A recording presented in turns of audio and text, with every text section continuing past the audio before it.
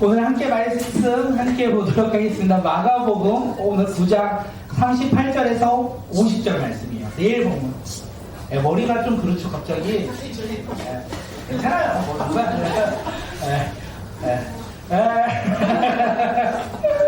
네, 마가복음 9장 38절에서 50절 말씀 우리 함께 서로 읽도록 하겠습니다. 제가 먼저 읽게요. 요한이 예수께 말하였다. 선생님이 이런 사람이 선생님의 이름으로 귀신들을 쫓아내는 것을 우리가 보았습니다. 그런데 그 사람은 우리를 따르는 사람이 아니므로 우리는 그가 그런 일을 하지 못하게 막았습니다.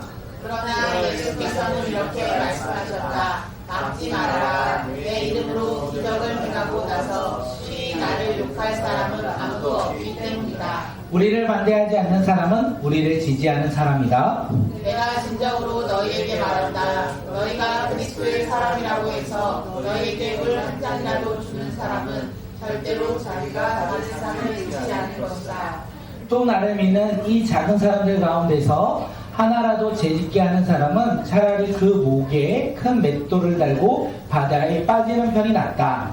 내 손이 너를 죄짓게 하거든 그것을 찍어버려라. 내가 두 손을 가지고 지옥에 곧 그 꺼지지 않는 불 속에 들어가는 것보다 차라리 한 손을 잃은 채로 생명에 들어가는 것이 낫다. 44절은 없고요. 내 발에 너를 재짓게 하거든 그것을 찍어버려라. 너가 두 발을 가지고 지옥에 들어가는 것보다 차라리 한 발을 잃었으나 생명에 들어가는 것이 낫다. 46절은 없고요. 또 내 눈이 너를 죄짓게 하거든 그것을 빼어버려라. 내가 두 눈을 가지고 지옥에 들어가는 것보다 차라리 한 눈으로 하나님의 나라에 들어가는 것이 낫다. 지옥에서는 그들을 파먹는 구더기들도 죽지 않고 불도 꺼지지 않는다. 모든 사람이 다 소금에 절이듯 불에 절여질 것이다. 소금은 좋은 것이다. 함께 읽을까요? 그러나 소금이 짠맛을 잃으면 너희는 무엇으로 그것을 짜게 하겠느냐. 너희는 너희 가운데 소금을 쳐두어서 서로 화목하게 지내어라. 아멘. 네, 오늘의 말씀의 제목은요. 언제까지 그럴래? 언제까지 그럴래? 어떠세요? 제목 긍정적일까요? 조금은 부정적일까요? 좀 부정적이죠. 야, 우리 자녀들에게 잘하자. 너 언제까지 그럴래? 너 언제까지 내 말 안 들을래? 너 언제까지 그런 행동을 할래? 마음에 들어서 이런 말 할까요? 아니겠죠. 네. 지금 이 언제까지 그럴래? 예수님께서 제자들을 향한 마음이 아닐까 생각합니다. 오늘 본문을 향한 예수님이 제자들을 향한 마음, 너희들 언제까지 세상을 바라보며 그렇게 살아갈래? 언제까지 세상의 기준으로 그렇게 살아갈래? 라는 마음이 있지 않을까 생각합니다. 언제까지 그럴래? 우리 마음속에서도 오늘 예수님께서 혹시 우리에게 그러신다면 우리는 돌이키고 우리가 주님 앞에 나와 주님의 뜻을 분별하며 깨닫는 믿음의 자녀들이 되길 간절히 소망합니다. 예수님은요, 마가복음에서 갈릴리와 그 주변에서 우리 아이들아, 예수님이 어디에서 사역을 하셨다고요? 갈릴리와 그 주변 지역에서 사역을 하셨어요. 기적을 행하셨어요. 아픈 자를 낫게 하시고 병든 자를 고치시고 주님 앞에 나아가는 모든 사람들 병든 자를 고치셨어요. 그러면서 예수님이 말한 나는 누구인가? 예수님은 누구인가? 라는 질문을 제자들에게 계속 하고 계셨다는 거예요. 그 메시지가 끝난 이후에 예수님은 어디로 가신다고요? 갈릴리 지방에서 끝나서 예루살렘으로 가셔요. 그 갈릴리에서 예루살렘을 가는 길이 8장 후반절부터 11장까지의 이야기예요. 가는 길에서 예수님이 제자들에게 제자들이 가야 하는 길이 어떤 길인지 가르쳐 주고 계신다는 거예요. 오늘 본문도 제자들이 가야 하는 그 길이 어떤 길인지 그들에게 보여주시고 말씀해 주신다는 거예요. 오늘 본문 제자들이 어떻게 예수님의 제자로서 그 길을 걸어가야 하는지 오늘 우리에게 이야기합니다. 우리 38절 말씀 한번 읽도록 하겠습니다. 38절 읽을게요. 시작. 요한이 예수께 말하였다. 선생님 어떤 사람이 선생님의 이름으로 귀신을 쫓아내는 것을 우리가 보았습니다. 그런데 그 사람은 우리를 따르는 사람이 아니므로 우리는 그가 그런 일을 하지 못하게 막았습니다. 어떤 사람이 예수님을 따르지 않으면서도 예수님의 이름으로 귀신을 내어 쫓는 것을 지금 예수님의 제자들이 보았다라고 성경은 이야기하고 있어요.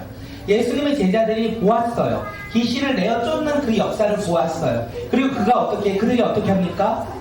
우리를 따르는 사람이 아니다. 다시 말하면 우리를 따르라 말했는데 그가 따르지 않겠다 했겠죠. 그래서 우리는 그가 그런 일을 하지 못하게 막았다라고 이야기하고 있는 거예요. 요한은 예수님을 따르지 않는 자가 우리를 따르지 않으므로 어떻게 해요? 그 일을 행하지 못하게 막았다라고 이야기하고 있어요. 지금 예수님의 제자들, 그들은 예수님을 따르지 않는 자 이렇게 말하지 않고 오늘 2절에서는 어떻게 이야기하고 있냐면 38절에서 어떻게 말하고 있냐면 우리를 따르지 아니하는 사람 이렇게 이야기해요. 어떤 사람이 기적을 내어 쫓았는데 그 내어 쫓은 그 사람에게 지금 요한과 제자들이 가서 뭐라고 합니까?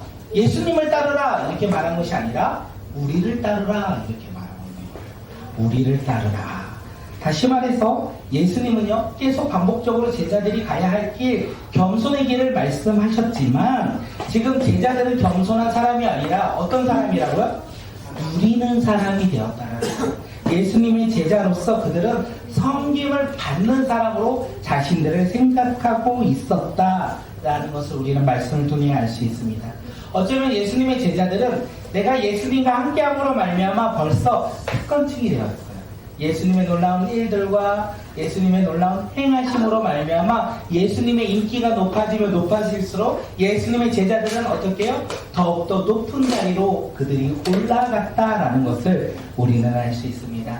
지금 예수님께서는 바리새인들에게 수없이 이야기해요. 너희들 죄를 짓고 있어. 예수님을 바라보며 따르지 아니한 너희들이 원하는 높은 삶을 살아가는 너희들이 잘못된 거야 라고 말했는데 지금 예수님의 제자들이 그런 모습 속에서 살아가고 있었다는 것을 우리는 알 수 있습니다. 예수님은 제자들에게 가르쳐줬어요. 예수님은 제자들에게 무엇을 가르쳐 주었습니까? 겸손한 사람이 되고 낮은 사람이 되고 섬기는 사람이 되라고 말씀하셨는데 제자들은 여전히 세상 방법대로 높아지는 사람, 세상의 가치관으로 예수님 옆에서 명예가 높고 부를 얻기를 바라는 모습으로 그들이 살아가고 있었다는 것을 우리에게 이야기하고 있습니다. 이제 우리는 알 수 있어요. 예수님은 겸손한 사람이 되라 말씀하셨고 제자들은 예수님의 말씀과 상관없이 높아지는 사람, 누리는 사람이 되고 싶었어요. 세상의 방법과 자신의 즐거움과 행복을 쫓아 그들은 주님을 따르고 있었다는 것을 알 수 있다는 거예요. 그러면 오늘 우리는 어떤 자리로 나아가야겠습니까? 오늘 우리는 예수님의 제자들처럼 남들보다 섬김을 받고자 하는 자리로 나아가야 합니까? 그리고 다른 사람들보다 더 누릴 수 있는 자리로 나아가야 합니까? 아니면 예수님이 우리에게 말씀하신 것처럼 또한 보여주신 것처럼 낮은 자리, 겸손한 자리, 남을 섬기는 자리로 나아가야 합니까? 오늘 우리는 어느 자리로 나아가야 할까요? 내가 원하는 자리로 나는 가고 싶습니다. 내 꿈을 바라보면 나는 내 소망을 가지고 살아가고 싶습니다. 1번, 나는 예수님의 말씀에 따라 섬기는 사람, 사랑을 나눠주는 사람, 나의 것을 나눠주는 사람이 되고 싶다. 2번, 우리는 어떤 길로 가야 될까요? 1번과 2번이 있어요. 2번 좋아요. 1번도 있고요. 3번 기타는 없습니다. 우리는 회색지대가 없어요. 1번 아니면 2번밖에 없어요. 1번이 좀 더 좋긴 한데 2번은 원래 가야 되는 길이고 1번이 좀 더 좋긴 네, 예상이 많이 좀 맞은 것 같아요. 우리가 원래 가야 하는 건 2번인데 우리는 조금 더 좋아 보이는 길이 어떤 길이다? 1번이라는 거예요. 그래서 우리는 고민하고 있다는 거예요. 그 상황 속에서 우리는 내려놓지 못하고 머뭇거리며 살아가고 있는 게 우리의 모습은 아닐까 생각되었습니다. 오늘 주님께서 말씀하셨어요. 언제까지 그럴래? 언제까지 나의 것을 붙잡고 세상의 것을 소망하며 살아갈래? 이렇게 말씀하실 때 오늘 우리는 어떻게 말하겠습니까? 나의 것을 내려놓고 주님의 길을 우리가 바라보며 그 길을 쫓아 살아가는 믿음의 자녀들이 오늘 이 시간 우리 모두가 되게 소망합니다. 그리고 우리가 이 38절에서 또 볼 것은 무엇이냐면 이 요한이요 예수님의 이름으로 귀신을 내어 쫓는 사람을 보고 어떤 마음을 가졌을까요? 맞아요. 질투. 또 질투, 시기. 질투식이 또 맞고요. 한편으로는 반대인 마음, 부러움도 있었을 거예요. 왜 그렇습니까? 자신들은 이전에, 예수님의 제자들은 이전에 귀신을 내어쫓지 못하였어요. 예수님의 이름으로 귀신을 내어쫓지 못하였는데 자신들조차 하지 못했던 일을 지금 무명의 사람, 어떤 사람이 그것을 행하고 있었다는 거예요. 그 모습을 바라보며 제자들은 부러웠을 거예요. 나도 저런 능력이 나에게 있다고 했는데 나는 왜 그 능력을 사용하지 못할까? 부러움이 있었을 거예요. 또 하나는 저 사람은 무엇이길래 예수님의 이름으로 귀신을 내어쫓을까? 나도 못하는데. 예수님이 제자인 나도 못하는데 저 사람은 무엇이라고 그럴까? 시기하고 질투하는 마음이 그들에게 있었다는 거예요. 그렇게 그들은 무엇이라고 얘기합니까? 예수님을 따르라 라고 말하지 말고 우리를 따르라고 말하고 있는 거예요. 만약 우리를 따르지 않는다면 그 일을 하지 못하게 그들이 막았다라고 이야기하고 있습니다. 오늘 우리는 요한과 같은, 그리고 예수님의 제자들과 같은 마음이 우리에게 있는 것은 아닙니까? 다른 사람의 모습을 바라보며 부러워하며 시기하며 질투하는 것이 우리의 모습은 혹시 아닙니까? 여기에서 제가 개인적인 이야기를 조금 썼는데 저는 개인적으로 찬양을 잘하지 못해요. 그래서 찬양을 잘하는 사람은 옛날에도 말했지만 너무나 부러워요. 그들의 재능이 참 부러워요. 시기하고 질투 많이 했습니다. 왜냐하면 내가 갖지 못한 것을 그들이 가졌고 내가 원하는 것을 그들이 행하고 있기에 시기하고 질투했다는 거예요. 이뿐만이 아닙니다. 개인적으로 제 목소리는요 하이톤이거든요. 그래서 이 마이크를 하이를 엄청 빼요. 막 3분의 2는 빼가지고 목소리를 그나마 낮게끔 한 거거든요. 다른 교회 가서 마이크를 잡으면 하이톤을 다른 교회는 다 올려요. 왜냐하면 목사님은 중저음이 많다 보니까 오늘 막 목소리가 더 찢어져요. 그래서 저는 개인적으로 어떤 목소리를 좋아하냐면 중저음의 목욕탕 목소리를 그렇게 좋아해요. 내가 가진 걸 못하니까 그런 목소리가 너무 부러운 거예요. 그래서 그 사람들의 목소리를 들으면 어떤 마음이 있냐면 야 나도 저런 목소리를 갖고 싶다. 부럽다. 시기하며 질투했던 이 삶의 모습이 참 많이 있었다라는 거예요. 부족함이 많고 시기와 질투가 가득했던 저의 삶 가운데 하나의 고백이 있게 생겼어요. 그 고백으로 말미암아 저는 더 이상 그들을 부러워하지 않아요. 그것이 무엇인지 아십니까? 창세전부터 예수 그리스도 안에서 하나님께서 나를 택하셨다는 거예요. 하나님의 자녀로 나를 택하셨다는 거예요. 그래서 노래를 조금 못해도 목소리가 조금 안 좋더라도 하나님의 자녀라는 사실은 변함이 없다라는 거예요. 그 말씀을 듣고 그래 내가 부족한 걸 바라보며 살아가는 자가 아니라 부족함이 아닌 그냥 내 모습대로 살아가야 되겠다. 내 모습대로 찬양하며 내 목소리가 아름답진 않지만 그냥 그 목소리를 가지고 살아가는 자가 되어야 되겠다라고 고백합니다. 그때 제 삶에 변화가 일어납니다. 시기와 질투가 있었고 부러움이 있었어요. 그런데 제 삶이 그냥 나의 것을 인정하는 그 순간 평안함이 우리 제 삶 가운데 있다는 거예요. 하나님이 주신 것에 기뻐하며 만족하는 평안함, 누구 것을 바라보며 부러워하지 않는 평안함이 제 삶 가운데 가득 있었다는 거예요. 오늘 우리는 모습이 다 달라요. 생김새도 다르고요, 가진 것도 다르고요, 성향도 다르고 성품도 다릅니다. 우리는 모든 것이 다 달라요. 그런데 그 다른 것을 바라보며 부럽다 이 마음이 들면 우리는 시기하고 질투해요. 내가 가진 것을 저 사람이 가지고 있네. 그 생각을 갖는 그 순간부터 우리는 평안함은 사라지고 불평하고 불만한 것이 우리의 모습이 아닐까 생각되어집니다. 그렇기에 오늘 하나님께서 주시는 것에 우리가 그냥 감사하며 인정하는 사람들이 되길 소망해요. 저 사람은 저 사람의 것, 내 것은 나의 것. 그러면서 우리가 서로를 바라보며 그냥 주님이 주신 것에 서로 기뻐하며 살아가는 믿음의 공동체가 되길 간절히 소망합니다. 부러워하거나 시기하거나 질투하는 공동체가 아니라 함께 주님이 주신 것에 만족하며 주님이 주신 것에 인정하며 그것에 우리가 쓰임받는 믿음의 자녀들이 되길 간절히 소망합니다. 제자들은 지금 그것을 바라보지 못하였어요. 왜냐하면 그들은 여전히 세상 기준으로 살아갔기에 그들은 여전히 자기가 주인 되고 높아지고 싶은 마음이 가득하였기에 그들은 시기하고 질투하고 부러워했다는 것을 우리에게 이야기합니다. 오늘 우리 삶 가운데 예수 그리스도로 말미암아 시기 질투 부러움이 아니라 이제는 서로가 인정하며 서로의 것을 나누며 우리가 기뻐하는 믿음의 자녀들이 되길 간절히 소망합니다. 옛날에 속담이 있었죠. 사촌이 땅을 사면 이제 우리는요 배가 아플 필요가 없어요. 그는 세상의 땅을 샀고 나는 하늘의 땅을 샀기에 우리는 서로 부러워할 필요가 없어요. 저번에도 말씀드렸습니다. 제주도를 갔다 오는 비행기 안에서 인천공항 거의 근처에 오면 뭐가 보인다고요? 수많은 아파트들이 보이는데 우리는 그 아파트들을 부러워할 필요가 없어요. 하늘만 바라보는 하늘의 집이 우리 가운데 있기에. 위로가 되지 않는 말을 제가 아내에게 했다라는 거. 그래서 우리가 서로를 그냥 있는 것에 기뻐하며 살아가는 자들이 되기를 소망합니다. 예수님은요, 오늘 본문을 보니까 요한에게 막지 말라 이렇게 말해요. 그의 귀신 쫓는 것을 막지 말라.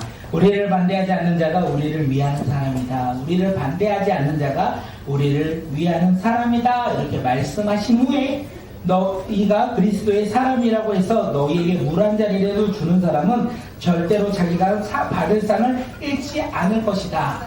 그리스도의 사람 예수님의 제자들에게 물 한 잔 주는 사람은 어떤 사람이라고요? 상을 잃어버리지 않는다라고 되어 있습니다. 작은 자를 섬기는 그 손길 가운데 하나님께서 상을 주신다라고 오늘 본문은 우리에게 이야기하고 있어요. 그래서 교회 공동체는요, 어떤 공동체여야 되냐면 서로 섬기며 사랑하는 공동체여야 된다는 거예요. 우리가 서로 섬기며 사랑할 수 있는 이유는 단 하나밖에 없습니다. 나의 기준과 세상의 기준으로 서로 사랑할 수 없고요. 서로 섬길 수가 없어요. 오히려 서로 뺏어야 되겠죠. 서로 나의 것을 취하고자 해야 되겠죠. 그것은 세상의 공동체고 교회 공동체는 주님 안에서 서로 사랑하며 서로 섬기며 서로의 것을 아낌없이 나누어주는 믿음의 공동체가 되길 소망합니다. 왜냐하면 주님께서 우리 가운데 그 사랑을 주셨어요. 주님께서 아낌없이 자기의 사랑을 우리에게 부어주셨기 때문에 우리는 대가 없이 주님의 사랑으로 사랑을 베푸는 자들이 되길 간절히 소망합니다. 우리 꿈꾸는 교회는 사명을 매번 고백합니다. 500비전을 고백하죠. 500비전을 통하여 우리가 예수님의 사랑을 전하고자 합니다. 우리가 무언가를 가지고 있을 때 500비전을 행하는 것이 아니라 우리에게 주신 것에 감사하며 주신 것만큼 그 길을 걸어가고자 합니다.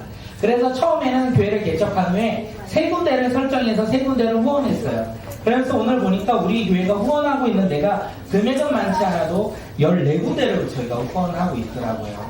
주님의 사랑으로 우리가 그렇게 섬기고 있는 거예요. 왜 우리가 섬기겠습니까? 그 돈 우리가 가지면 더 많은 것을 누리고 더 많은 것을 줄 수 있고 더 많은 것을 먹을 수 있는데 왜 우리는 이웃을 향하여 섬기며 나누고 있을까요? 그것이 바로 주님의 사랑을 아는 자들, 작은 자를 섬기는 자들, 예수 그리스도를 아는 자들에게 물 한 잔을 대접하는 우리의 모습이기 때문에 그렇습니다. 그 모습 가운데 주님은 잊지 않으시고 뭐를 해주신다고요? 상을 주십니다. 우리 교회 가운데, 우리 공동체 가운데 하나님이 주시는 상을 날마다 누리며 그 사랑 가운데 기뻐하며 나가는 믿음의 자녀들이 되길 간절히 소망합니다. 예수님은요, 이와 반대로 또 이야기하고 있어요. 나를 믿는 이 작은 사람들 가운데서 하나라도 죄짓게 하는 사람은 차라리 그 목에 큰 맷돌을 달고 바다에 빠지는 편이 낫다. 이렇게 말씀하셨어요.